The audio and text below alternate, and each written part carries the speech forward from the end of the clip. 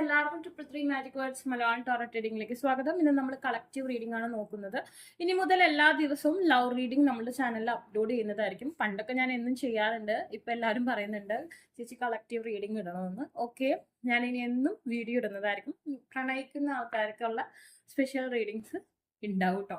അപ്പൊ നിങ്ങൾ ഇഷ്ടപ്പെടുന്ന വ്യക്തിയെ മനസ്സിൽ വിചാരിക്കുക, 3 തവണ ആ വ്യക്തിയുടെ പേര് പറയാ, ഈ റീഡിംഗ് കാണുക. അതായത് നിങ്ങൾ ഇഷ്ടപ്പെടുന്ന വ്യക്തിയുടെ ലൈഫിൽ ഇപ്പൊ കുറെ കാര്യങ്ങൾ നടക്കുന്നുണ്ട്, നിങ്ങളൊന്നും അറിയുന്നില്ല എന്നുള്ളതാണ് സത്യം. ആ കാര്യങ്ങൾ എന്തൊക്കെയാണ്, അത് നിങ്ങൾക്ക് ഫേവറായിട്ട് സംഭവിക്കും എന്നാണ് നമ്മളിപ്പോ നോക്കാൻ പോകുന്നത്. ഓക്കെ, ഞാനിപ്പോൾ റീഡിംഗ് സ്റ്റാർട്ട് ചെയ്യാൻ പോവാണ്. അതിന് മുമ്പ് ഒരു 5 ടൈംസ് നിങ്ങൾ ബ്രീത്ത് ഇൻ ചെയ്യുക, ഔട്ട് ചെയ്യുക. ദെൻ നിങ്ങൾ ഇഷ്ടപ്പെടുന്ന വ്യക്തി നിങ്ങളെ നോക്കി പുഞ്ചിരിക്കുന്നതായിട്ട് മനസ്സിൽ സങ്കല്പിക്കുക. നിങ്ങൾക്ക് ആ വ്യക്തിയുടെ ഫേസ് കറക്റ്റ് ആയിട്ട് ഓർക്കാൻ കഴിയുന്നില്ല, അതൊരു ബ്ലാക്ക് ആൻഡ് വൈറ്റ് ആയിട്ടാണ് വരുന്നതെന്നുണ്ടെങ്കിൽ ആ വ്യക്തി നിങ്ങളിൽ നിന്ന് കുറച്ച് അകലെയാണെന്നാണ് അതിന്റെ അർത്ഥം. അങ്ങനെയുള്ളവർ മൊബൈലിൽ ആ വ്യക്തിയുടെ ഫോട്ടോ ഒന്ന് എടുത്ത് നല്ലോണം നോക്കുക. എന്നിട്ട് ആ വ്യക്തിയുടെ 3D ഇമേജ്, അതായത് കളർഫുൾ ആയുള്ള ഒരു പിക്ചർ നിങ്ങളെ നോക്കി പുഞ്ചിരിക്കുന്നതായിട്ട് സങ്കല്പിച്ച് നമുക്ക് ഈ റീഡിങ് സ്റ്റാർട്ട് ചെയ്യാം. എന്തൊക്കെ കാര്യങ്ങളാണ് നിങ്ങൾ അറിയാതെ ആ വ്യക്തിയുടെ ലൈഫിൽ ഇപ്പൊ നടന്നുകൊണ്ടിരിക്കുന്നതെന്നാണ് നമ്മൾ നോക്കുന്നത്. Okay,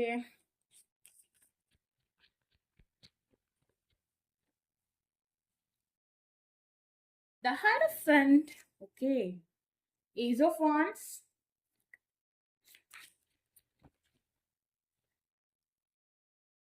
Nine of Cups, Three of Cups. കുറച്ച് നിർണായകമായ സമയത്തിലൂടെയാണ് പോകുന്നത്, കുറച്ച് ഡേഞ്ചർ ആയിട്ടുള്ള കാര്യങ്ങൾ നടക്കുന്നുണ്ട്. 2 of cups. Especially no contact സിറ്റുവേഷനിലുള്ള വ്യക്തികളൊക്കെ ആണെന്നുണ്ടെങ്കിൽ കുറച്ച് ജാഗ്രത പാലിക്കേണ്ടതായിട്ടുള്ള ഒരു സാഹചര്യമാണ് കാണുന്നത്. The hermit also here. ഇവിടെ എന്ന് പറഞ്ഞിട്ടുണ്ടെങ്കിൽ നിങ്ങൾ ആ വ്യക്തിയുടെ വീട്ടുകാര് ആ വ്യക്തിക്ക് വേണ്ടി വിവാഹാലോചനകൾ നടത്തുന്ന ഒരു സാഹചര്യം ഇവിടെ കാണുന്നുണ്ട്.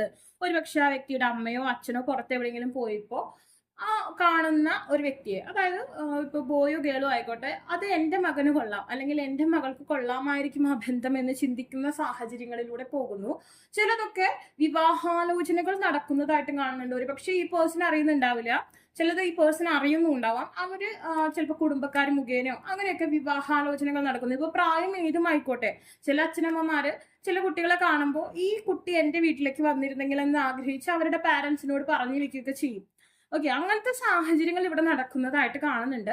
അത് നിങ്ങൾക്കിപ്പോൾ സ്മൂത്ത് ഗോയിങ് റിലേഷൻഷിപ്പ് ആയാലും നിങ്ങൾ നോ കോണ്ടാക്ട് ബ്രേക്കപ്പ് സിറ്റുവേഷനിലായാലും നിങ്ങൾക്ക് അത് വിനയായാണ് വരുന്നത്.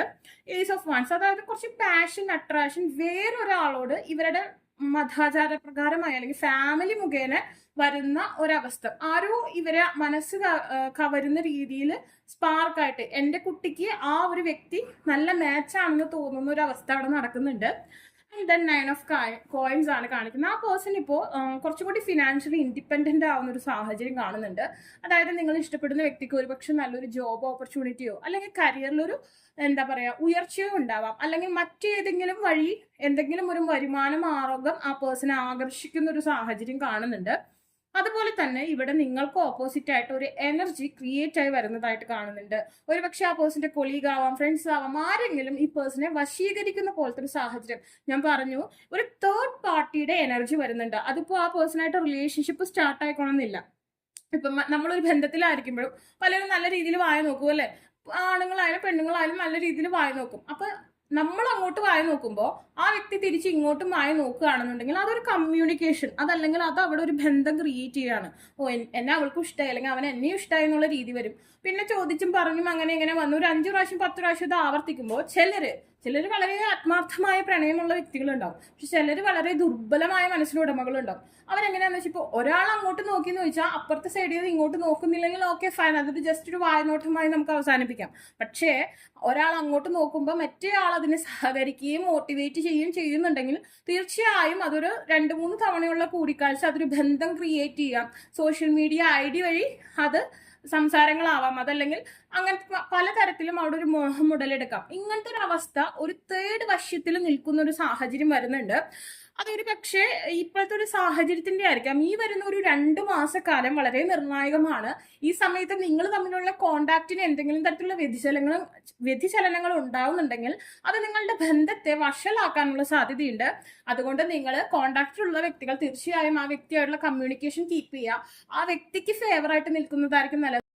ആ വ്യക്തിക്ക് എന്ത് കാര്യമാണ് സന്തോഷം കൊടുക്കുക എന്ന് നിങ്ങൾക്ക് അറിയാമെന്നുണ്ടെങ്കിൽ ആ ഒരു കാര്യത്തിന് നിങ്ങൾ കുറച്ച് പ്രാധാന്യം കൊടുക്കുക. ഞാനൊരു ഫിസിക്കൽ റിലേഷൻഷിപ്പിനെ കുറിച്ചല്ല പറയുന്നത്, അത് നിങ്ങളുടെ പേഴ്സണൽ ആയിട്ടുള്ള ഇഷ്ടമാണ്. ആ വ്യക്തിയായിട്ട് അനാവശ്യമായി കലഹം ഉണ്ടാക്കുന്ന സാഹചര്യങ്ങളൊക്കെ കുറച്ച് ഒഴിവാക്കുക. നിങ്ങളുടെ കൺട്രോളിലുള്ള ആളാണെന്നുണ്ടെങ്കിൽ ആ വ്യക്തിക്ക് ഹാപ്പിനെസ് കൊടുക്കുക എന്നുള്ളതാണ്. അപ്പോൾ നിങ്ങളോട് ആ ഒരു അട്രാക്ഷൻ നിലനിൽക്കും. ആ സമയം നിങ്ങളുടെ പ്രണയത്തിൽ എന്തെങ്കിലും അസ്വസ്ഥതകൾ ഉണ്ടെന്നുണ്ടെങ്കിൽ ഓട്ടോമാറ്റിക്കലി പെട്ടെന്ന് ആ തേർഡ് എനർജിയുടെ വശ്യതയിൽ ഈ പേഴ്സൺ പെട്ടുപോകാനുള്ള സാഹചര്യമുണ്ട്. പിന്നെ നോ കോണ്ടാക്ട് സിറ്റുവേഷൻ, ബ്രേക്കപ്പ് സിറ്റുവേഷനുള്ള വ്യക്തികൾ ഈ വ്യക്തിയെ ഇനിയും ആഗ്രഹിക്കുന്നുണ്ടെങ്കിൽ തീർച്ചയായും അതിനുവേണ്ടി കഠിനമായി ഇന്നർ വർക്ക് ചെയ്യേണ്ട ഒരു സാഹചര്യം ഉണ്ടാവും. നമ്മളിപ്പോൾ ഒന്നും ചെയ്യാതെ ഒരു ആക്ഷൻ എടുക്കാതെ ഇരിക്കുകയാണെന്നുണ്ടെങ്കിൽ ഈ 2 മാസക്കാലം പല മാറ്റങ്ങളും അത് നിങ്ങൾക്ക് മോശമായ രീതിയിൽ വരാം. ഈ 2 മാസമാണ് ഞാൻ പറയുന്നതെങ്കിലും ചില ബന്ധങ്ങൾ കണ്ടിന്യൂ ചെയ്യപ്പെടാം. ഒരു ഷോർട്ട് ടൈം പീരീഡ് ആണ് ഞാൻ അവിടെ കാണുന്നത് തേർഡ് എനർജി. അതായത് നമുക്ക് മൈനർ ആർക്കാന കാർഡാണ് വന്നിരിക്കുന്നത്, മേജർ ആർക്കാന അല്ല. അതുകൊണ്ട് തന്നെ അത് ഒരുപാട് സമയത്തിലേക്ക് നീണ്ടു നിൽക്കുന്ന ഒരു ബന്ധമായിക്കൊള്ളുന്നില്ല. പക്ഷേ ഇവിടുത്തെ പ്രശ്നം എന്താണെന്ന് വെച്ചിട്ടുണ്ടെങ്കിൽ പാരൻസ്, കുടുംബം ഇടപെട്ടിട്ടുള്ള ഒരു ബന്ധമാണെന്നുണ്ടെങ്കിൽ അതൊരു പക്ഷേ അതിൻ്റെ അടുത്ത തലങ്ങളിലേക്ക് മാറിപ്പോവാനുള്ള സാഹചര്യമുണ്ട്. അതുകൊണ്ട് തന്നെ നിങ്ങളിതിൽ നല്ല സീരിയസ്നെസ് കാണിക്കേണ്ടതായിട്ടുണ്ട്. ഇവിടെ എന്ന് പറഞ്ഞിട്ടുണ്ടെങ്കിൽ വീനസിനെ അട്രാക്ട് ചെയ്യുന്ന തരത്തിലുള്ള മന്ത്രങ്ങൾ അല്ലെങ്കിൽ സ്പെൽസ് ഒക്കെ നിങ്ങൾ യൂസ് ചെയ്യുന്നത് ഒരു തരത്തിൽ നിങ്ങൾക്ക് ഈ ഒരു റിലേഷൻഷിപ്പിനെ അട്രാക്ട് ചെയ്യാൻ സഹായിക്കും. പക്ഷെ ഓരോരുത്തർക്കും അതിൻ്റെ എണ്ണം അല്ലെങ്കിൽ അതിൻ്റെ ഒരു എനർജി വ്യത്യാസം ഉണ്ടാവും. അതുകൊണ്ടാണ് ഞാൻ പറയാത്തത്, കോമൺ ആയിരിക്കില്ല എല്ലാവരുടെയും എനർജി. അതുകൊണ്ട് ഇത് ചെയ്തിട്ടുണ്ടെങ്കിൽ എന്നല്ല, ഓരോരുത്തർക്കും വ്യത്യാസമുണ്ട്. അപ്പോൾ നിങ്ങൾ ചെയ്ത് നോക്കിയിട്ട് കംഫർട്ടായിട്ട് തോന്നുന്നുണ്ടെങ്കിൽ അത് കണ്ടിന്യൂ ചെയ്യാനേ ഞാൻ പറയുള്ളൂ. അല്ലെങ്കിൽ എനർജി ചെക്ക് ചെയ്ത് തന്നെ നിങ്ങളത് ചെയ്യേണ്ടി വരും. ഹെർമിറ്റ്, ഒരു ലാഗ് നിങ്ങളുടെ ബന്ധത്തിൽ വരുന്നു, ഒരു വൈകിപ്പിക്കൽ, ഒരു അസ്വസ്ഥത, ഓക്കെ, ഒരു സ്പിരിച്വാലിറ്റിയുടെ ആവശ്യകത നിങ്ങളുടെ ബന്ധത്തിൽ വരുന്നതായിട്ട് കാണുന്നുണ്ട്. ഞാൻ പറഞ്ഞു തേർഡ് പാർട്ടിയുടെ എനർജി വരുന്നത് കൊണ്ട് തന്നെ നിങ്ങളുടെ എനർജി അതിനെ ഓവർകം ചെയ്യണം. അതായത് നിങ്ങൾ ഇവിടെ ബലവാനായിരിക്കണം. നിങ്ങളുടെ സ്ട്രെങ്ത് കൂടുതലായിട്ട് വരേണ്ട ഒരു സമയമാണ്. നിങ്ങൾ ഒന്ന് അയച്ചു കൊടുത്തിട്ടുണ്ടെങ്കിൽ അവിടെ എന്തെങ്കിലും മോശമായി സംഭവിക്കാം. എന്ന് വെച്ച് നമ്മൾ അമിതമായ ഒരു പ്രഷർ അവിടെ ക്രിയേറ്റ് ചെയ്യണമെന്നല്ല. അസ്വസ്ഥതകളില്ലാതെ സ്മൂത്തായിട്ട് ബന്ധത്തെ കൊണ്ടുപോകാൻ പഠിക്കാം. പിന്നെ നോ കോണ്ടാക്ട് ബ്രേക്കപ്പ് സിറ്റുവേഷനുള്ളവർ എന്തായാലും നല്ല രീതിയിൽ മാനിഫെസ്റ്റേഷൻ ചെയ്യേണ്ടതാണ്. ഞാൻ അഫർമേഷൻസിൻ്റെ കാര്യങ്ങളൊക്കെ ഒരു വീഡിയോ ആയിട്ട് ചെയ്യാം. അത് മാത്രമല്ല, എങ്കിലും ഞാനതൊരു ജനറൽ ആയിട്ടാണ് പറയുന്നത്. അപ്പം നിങ്ങൾ നിർണായകമായൊരു സമയമാണ്, ഒരിക്കലും മിസ് ചെയ്യരുത്. ഇപ്പോൾ നിങ്ങൾ നോ കോണ്ടാക്ട് കഴിഞ്ഞ് നിങ്ങൾ ആ വ്യക്തിയുമായി കമ്മ്യൂണിക്കേഷനിൽ വരുമ്പോൾ ചില വ്യക്തികൾ ആക്രോശിച്ചുകൊണ്ട് ചെല്ലും. അതായത് മുമ്പ് ചെയ്ത കാര്യങ്ങളെക്കുറിച്ചൊക്കെ പണിഷ്മെൻറ്റ് അല്ലെങ്കിൽ കുറേ കലഹമൊക്കെ നിങ്ങൾ പറയും. അത് വേണ്ട, നിങ്ങളൊരു ന്യൂട്രലായിട്ട് നിൽക്കുക. അതായത് കഴിഞ്ഞതിനെ മറക്കുക. നിങ്ങളുടെ ഉള്ളിൽ ദേഷ്യമുണ്ടെങ്കിലും ഈ ഒരു 2 മാസ കാലയളവിലേക്ക് അത് പ്രകടിപ്പിക്കാതിരിക്കുക. മനസ്സിലായോ? അങ്ങനെ വരുമ്പോൾ അവിടെ അസ്വസ്ഥത ഉണ്ടാക്കും. അപ്പോൾ എപ്പോഴും ആ പേഴ്സണെ ഹാപ്പി ആക്കി വെക്കാൻ നിങ്ങൾ ശ്രമിക്കുക. അങ്ങനെയാവുമ്പോൾ നമ്മളുടെ പങ്കാളി നമുക്ക് അവിടെ സന്തോഷം കൊടുക്കുമ്പോൾ ഓട്ടോമാറ്റിക്കലി മറ്റേ ആളോടൊരു ക്രഷ് ഉണ്ടെങ്കിൽ കൂടി അതിലേക്ക് പോകാൻ മനസ്സനുവദിക്കില്ല. ആ സമയം ഇവിടെ പ്രോബ്ലംസ് നടക്കുകയാണെന്നുണ്ടെങ്കിൽ ഓട്ടോമാറ്റിക്കലി അങ്ങോട്ട് പോകാം. ഇവിടെ ഒരു ദുർബലമായ ചാബല്യത്തിൻ്റെ സമയമാണ് കാണുന്നത്. ഇപ്പം നമ്മൾ പറയും ശുക്രൻ നീചനിൽ വന്നിട്ടുണ്ടെങ്കിൽ എന്താ, ആ പേഴ്സണ് ഹാപ്പിനെസ് ഉണ്ടാവും. പക്ഷേ മറ്റുള്ളവരെ കണ്ണിൽ അതൊരു മോശമായ പേഴ്സണായിട്ട് മാറും. ഇപ്പോൾ കഞ്ചാവടിച്ചും അതുപോലെ തന്നെ പെണ്ണ് പിടിച്ചും ഒക്കെ നടക്കുന്ന വ്യക്തികളുണ്ട്. പെണ്ണുങ്ങളായാലും ആണുങ്ങളായാലും ഞാനത് പറയുകയാണ്. പക്ഷെ അവരുടെ ലൈഫ് അവർ എൻജോയ് ചെയ്യാണ്. അവർക്ക് ശുക്രൻ അവർ എൻജോയ് ചെയ്യുന്നുണ്ട്. പക്ഷെ മറ്റുള്ള സമൂഹത്തിൽ അല്ലെങ്കിൽ മറ്റുള്ളവരെ സംബന്ധിച്ചിടത്തോളം ആ വ്യക്തി ഒരു മോശക്കാരനായിരിക്കും. അതുപോലെ ശുക്രൻ നീചലനാവുന്ന പോലത്തെ ഒരു അവസ്ഥ. അവർക്ക് അവിടെ ഹാപ്പിനെസ് ഉണ്ടാവും, പക്ഷെ അത് മറ്റുള്ളവർക്ക് ഒരു നല്ല കാര്യമായിരിക്കില്ല. അപ്പോൾ നിങ്ങളാണ് ആ പേഴ്സണായിട്ട് ബന്ധം എന്നുണ്ടെങ്കിൽ തീർച്ചയായിട്ടും നിങ്ങൾക്കത് മോശമായ സമയമാണ്. ഓക്കെ, അപ്പോൾ അങ്ങനത്തെ ഒരു സാഹചര്യം ഉള്ളത് കൊണ്ട് തന്നെ നിങ്ങൾ കരുതിയിരിക്കണം. നിങ്ങൾ ഈ 2 മാസം അനാവശ്യമായ കലഹങ്ങൾ ഉണ്ടാക്കരുത്. ഇനി ഓൾറെഡി ഉള്ളവരാണെങ്കിൽ അതിന് നല്ല വർക്ക് ചെയ്യേണ്ടതായിട്ട് വരും. കാരണം ഈ 2 മാസം നിങ്ങൾക്ക് നിർണായകമാണ്. ഓക്കെ,